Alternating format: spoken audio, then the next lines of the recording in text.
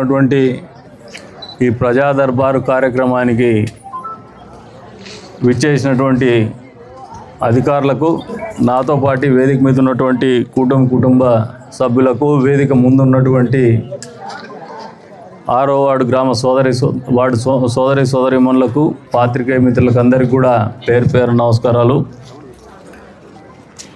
ప్రజా సమస్యల పరిష్కారం కోసం రాష్ట్రంలో చంద్రబాబు నాయుడు గారి నాయకత్వంలో ఉన్నటువంటి ఈ కూటమి ప్రభుత్వం నిరంతరం వాళ్ళు పనిచేయడమే కాకుండా ఉప ముఖ్యమంత్రి పవన్ కళ్యాణ్ గారు కావచ్చు, అంతే స్థాయిలో యువ నాయకులు నారా లోకేష్ గారు కావచ్చు, రాత్రి మౌలు కష్టపడుతున్నటువంటి పరిస్థితులే కాకుండా వారి ప్రభుత్వంలో ఉన్నటువంటి ప్రజాప్రతినిధులను సైతం నిరంతరం ప్రజల దగ్గర ఉండాలా, వారంలో ఒక రోజైనా కూడా ప్రజా సమస్యల మీద ప్రజా దర్బారు కార్యక్రమం ఏర్పాటు చేయాలనేటువంటి ఆలోచనలో భాగంగానే మన నియోజకవర్గంలో కూడా ప్రతి వారం ఎక్కడో చోట ప్రజా దర్బారు కార్యక్రమం జరుగుతూ ఉంది.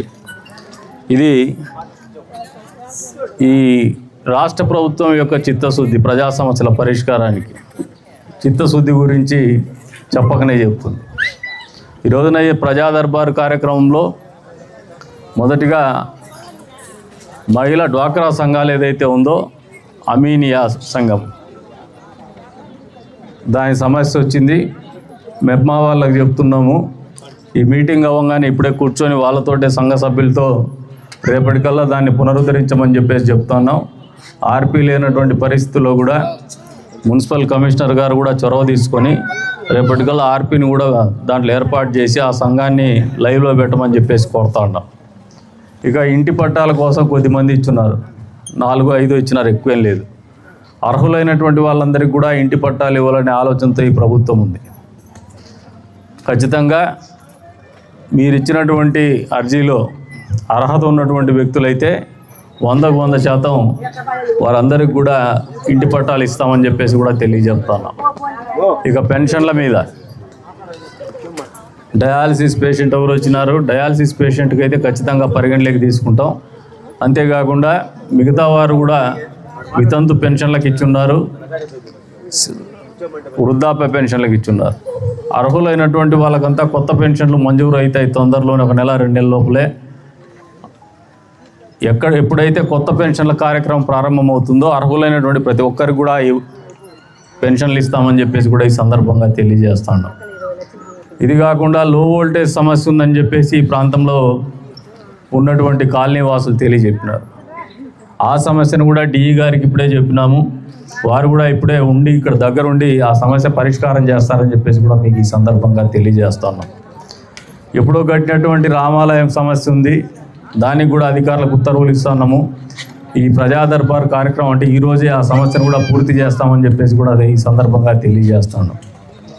అంతేకాకుండా చిరకాలంగా ఈ కాలనీని వెంటాడుతున్నటువంటి సమస్య భూ కబ్జాదారులు, రియల్ ఎస్టేట్ పేరు మీద మోసం చేసేటువంటి వాళ్ళు.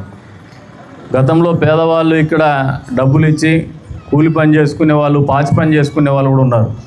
అత్యంత పేదలు నివసించేటువంటి ప్రాంతం ఇది. బయట నుంచి జౌకల గ్రామం నుంచి వచ్చి కూడా ఇక్కడ నివసిస్తూ ఉన్నారు.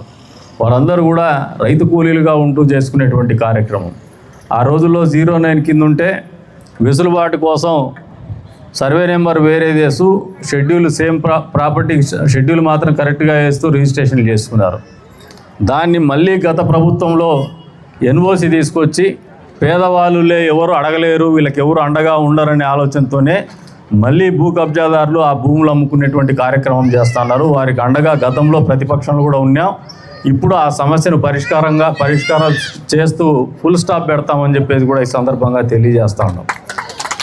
మీరు ఒకసారి గమనించి ఇటువంటి సమస్యల్ని మొన్న వైఎస్ఆర్ నగర్లో 279 కుటుంబాలకు దాదాపు 400 కోట్ల విలువైండే ఆస్తిని ఒక నయా పైసా ఖర్చు లేకుండా, ఒక టీ కూడా ఎవరికి దాపీకుండా ఆ ప్రాంతవాసులకి ఆ సమస్య పరిష్కారం చూపించేసి ఆ కుటుంబాల్లో సంతోషాన్ని తీసుకొచ్చినటువంటి ఘనత కూడా ఈ కూటమి ప్రభుత్వానికి, ఈ కూటమి ప్రభుత్వంలో పనిచేస్తున్నటువంటి కలెక్టర్ గారికి కూడా దక్కుతుందని చెప్పేసి, రెవెన్యూ శాఖ వారికి కూడా దక్కుతుందని చెప్పేసి కూడా ఈ సందర్భంగా తెలియజేస్తూ ఉన్నాం. మా దృష్టికి వచ్చినటువంటి ప్రతి సమస్య కూడా పరిష్కారం చేయాలనే ఆలోచనతోనే ఉన్నాం, చిత్తశుద్ధితోనే ఉన్నాం. కాబట్టి ప్రజలు సమస్యలు మీరు ప్రస్తావించేటప్పుడు తీరేటువంటి సమస్యలు, అంటే మీరు నిజమైనటువంటి అర్హులైనటువంటి లబ్ధిదారులు అయితే మీకు మంచి జరుగుతుంది. అట్లా కాకుండా వచ్చినారులే మా ప్రాంతానికని పేపరే కదా ఇస్తే చూద్దాం లాటరీ తగులుతుందంటే లాటరీలు తగలవు. కాబట్టి మీరు అర్జీ రాసేటప్పుడు కూడా ఒకసారి ఆలోచన చేసుకొని వయసు రీత్యా లేదంటే మీకున్నటువంటి అంగవైకల్యం రీత్యా మీరు అర్హులైనటువంటి వాళ్ళు అయితే, లేదంటే ఇందాకే ఒకటి వచ్చింది పాపం, ఆయన ఏదో ఇల్లు నిందంట గతంలో పెన్షన్ రాలేనటువంటి పరిస్థితి, ఇప్పుడు ఆ ఇల్లు అమ్ముకున్నాడు. దానికి కూడా ఇటువంటివి కూడా మేము కూడా నేర్చుకుంటూ ఉంటాం, ఎక్కడికక్కడ కేస్ స్టడీలు ఇవి నేర్చుకుంటూ ఉంటాం. అటువంటి వాటికి కూడా పరిష్కారం చూపిస్తామని చెప్పేసి కూడా ఈ సందర్భంగా తెలియజేస్తున్నాం. అంతేకాకుండా ఈ ప్రాంత అభివృద్ధికి మా వంతు కృషి నిరంతరం ఉంది. న్యూ అమీన్ నగర్ సమస్యల పరిష్కారానికి రోడ్లు కూడా మా ప్రభుత్వం వచ్చినాకనే వెంటనే ఇచ్చినాం. ఇప్పుడు మళ్ళీ చెప్తా ఉన్నాను, 50 లక్షల రూపాయలు నిధులు మంజూరైన ఎస్సీ ఎస్టీ కాలనీల కోసం మున్సిపాలిటీకి, అందులో 30 లక్షల రూపాయలు ఈ కాలనీకే కేటాయించమని చెప్పేసి కూడా తెలియజేస్తున్నాను. తద్వారా రోడ్లు పూర్తి స్థాయిలో, డ్రైన్స్ పూర్తి స్థాయిలో వేయమని చెప్పేసి కూడా తెలియజెప్తాను. మిగతా 20 లక్షల రూపాయలు పక్కనే ఉన్నటువంటి అమీన్ నగరు ఎస్సీ కాలనీల కేటాయించి దాన్ని 50 లక్షలు కూడా ఈ ప్రాంతంలోనే వినియోగించమని చెప్పేసి కూడా తెలియజెప్తాను. మాకుగా ఖచ్చితంగా చిత్తశుద్ధి, ఎన్నికలప్పుడు మాత్రం వచ్చి ఓట్లు అడుక్కునేటువంటి పరిస్థితి కాదు. నిరంతరం మీ మంచి కోరతాం. మొదటి నుంచి కూడా మీరు కూడా మాకు అండదండగా వస్తూ ఉన్నారు. అన్ని ఎన్నికల్లో కూడా మాకు మద్దతు తెలుపుతూ వస్తూ ఉన్నారు. ఇంకా పెద్ద ఎత్తున మీకు మంచి చేయాలనే ఒక పట్టుదల మాలో ప్రతి ఒక్కరిలో, మా పార్టీ నాయకుల్లో కానీ కూటమి పార్టీ నాయకుల్లో కానీ ఖచ్చితంగా ఉందనేది మీకు తెలియజెప్తా ఉన్నాం. మీ సమస్యల పరిష్కారం మేము పార్టీలు కూడా చూడడంలే, చాలా వరకు కొన్ని బెనిఫిట్ స్కీమ్లు, వెల్ఫేర్ కానీ లేదంటే డెవలప్మెంట్లో కానీ పార్టీలు కూడా చూడడంలో మేము మంచి చేయాలా, వాడు పేదవాడైతే వాడు నిజంగా ఇబ్బందుల్లో ఉంటే ఖచ్చితంగా మనసుతో స్పందించి మరీ సాయం చేస్తున్నాం అనేది వాస్తవం అని మీకు అందరికీ కూడా తెలియజేసుకుంటూ, ఈ రోజున చిన్న చిన్న సమస్యలు ఏమన్నా ఉన్నా వాటన్నిటిని మా దృష్టికి వస్తే మాత్రం వెంటనే పరిష్కరిస్తామని చెప్పేసి కూడా తెలియజెప్తూ, అవకాశం కల్పించిన మీ అందరికీ కూడా పేరు పేరున ధన్యవాదాలు తెలుపుకుంటూ సెలవు తీసుకుంటున్నాను. జై హింద్.